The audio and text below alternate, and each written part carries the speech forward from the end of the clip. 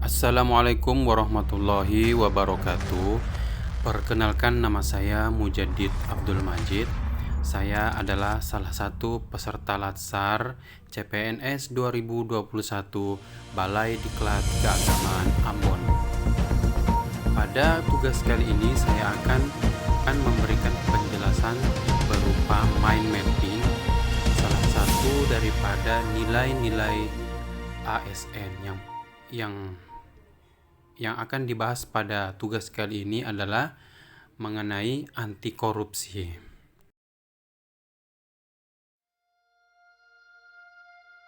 Beberapa poin yang akan dipaparkan dalam materi anti korupsi ini adalah yang pertama, kita membahas tentang korupsinya sendiri, yaitu tentang definisinya, kemudian ciri-ciri korupsi, kemudian jenis-jenis korupsi. Undang-undang membahas tentang korupsi, apa yang menjadi penyebab suburnya korupsi, kemudian akibat atau dampak dari adanya korupsi.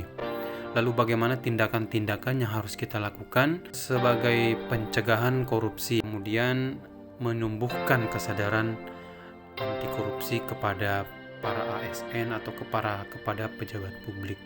Yang terakhir adalah kita membahas tentang nilai-nilai dasar anti korupsi. Jika ditelaah dari sisi hukum, maka korupsi merupakan segala bentuk perbuatan yang melawan hukum dengan maksud untuk memperkaya dirinya sendiri atau kelompoknya, baik secara individu maupun secara instansi bersama-sama, dapat merugikan keuangan negara maupun perekonomiannya. Selanjutnya adalah ciri-ciri korupsi. Yang pertama, korupsi itu senantiasa melibatkan lebih dari satu orang. Korupsi pun sering dilakukan dengan secara diam-diam atau rahasia, kemudian sengaja melalaikan kepentingan umum demi kepentingan pribadi atau kelompoknya, melanggar kode etik kejujuran, dan melanggar aturan-aturan usaha bersembunyi di balik hukum. Beberapa jenis dari korupsi adalah korupsi merupakan salah satu bentuk dari suap menyuap. Kemudian korupsi juga salah satu tindakan yang sangat-sangat bisa merugikan negara. Korupsi merupakan penyelewengan sebagai bentuk pemerasan pada orang lain atau kelompok lain.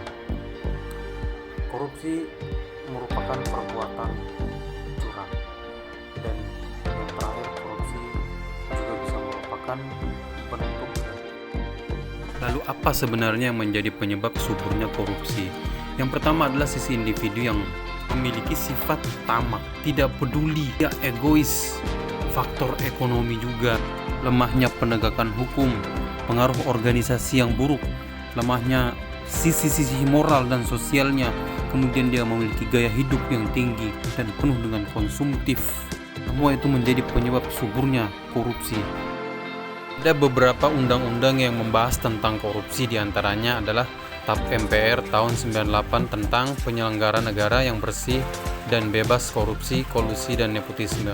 Yang kedua adalah tentang Undang-Undang Nomor 3 tahun 1971 tentang pemberantasan tindak pidana korupsi. Yang ketiga adalah Undang-Undang Nomor 31 tahun 99 tentang pemberantasan tindak pidana korupsi. Kemudian dampak nyata dari adanya korupsi adalah adanya penurunan kualitas moral dan akhlak, baik itu secara individu maupun kelompok. Kemudian juga menghilangkan rasa peduli dan matinya rasa sosial. Bisa menyebabkan lambatnya pertumbuhan ekonomi suatu negara, meningkatnya kemiskinan, merusak tatanan sosial, dan kemudian menimbulkan perpecahan. Apakah anti korupsi itu diperlukan? Sangat.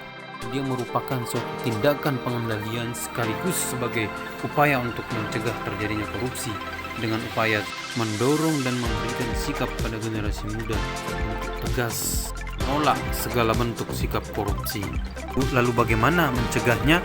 Yaitu dengan menanamkan sifat kejujuran, peduli, jiwa sosial, menanamkan kedisiplinan dan taat hukum, memperbaiki sistem hukum, melatih hidup sederhana, berjiwa besar, dan pandai bersyukur. Kemudian ada beberapa poin yang menjadi nilai-nilai dasar anti korupsi adalah jujur, mandiri, tanggung jawab, berani dan adil, sederhana, peduli, kerja keras, disiplin. Semuanya harus bisa ditanamkan dan diterapkan di dalam kehidupan kita sehari-hari.